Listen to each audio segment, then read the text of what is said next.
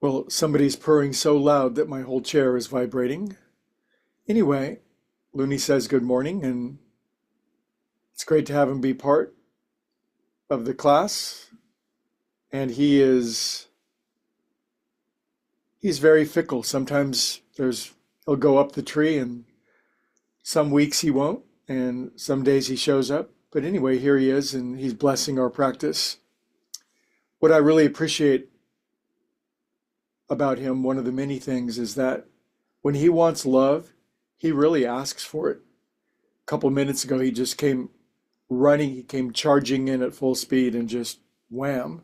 I'm kind of sitting here and wow, it's like being hit by a cannonball. But he just jumps in, goes plop, and says, love me up. And if I don't, he kind of pulls my hand toward him. And you got to love that childlike, hey, I need some love and hook me up.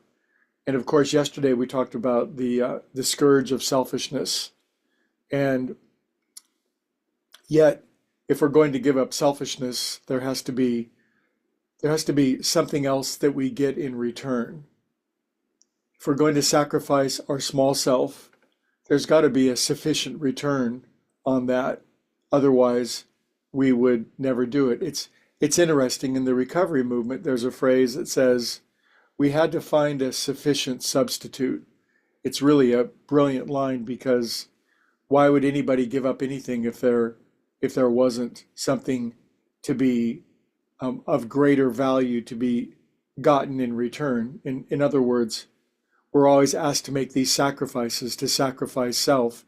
But the true and real meaning of the word sacrifice is that we give up lower pleasures for higher ones.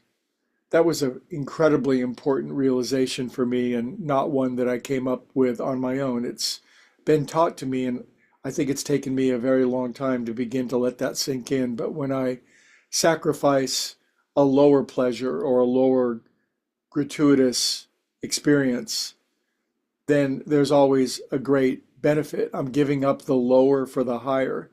The thing about the lower pleasures is they typically tend to be more immediate, easier to gain, and it doesn't take quite as much character to receive them. The higher pleasures are more medium to long term. Generally, what is sacrificed is sacrificing short-term gain, the extra cookie, the not working out feeling, the ability to be lazy, all that stuff. We sacrifice the lower for the higher. So if we're sacrificing self, if we're seeking to not be selfish anymore, what do we receive in return? Love.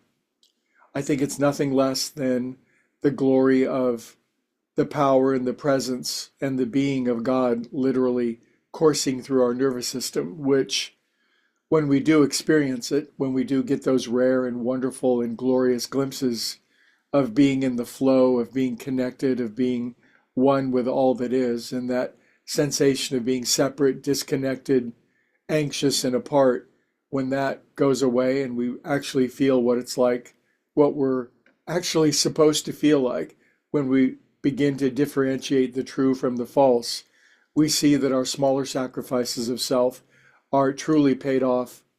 Well, in the scriptures, one way it says it, they're paid off 1,000-fold. And that is a good return on investment, and one well worth making. So Looney reminded me that we ask for love, we ask for the highest love, and that if we're willing to sacrifice the smaller pleasures, that the enduring, reliable pleasures are certainly well worth it.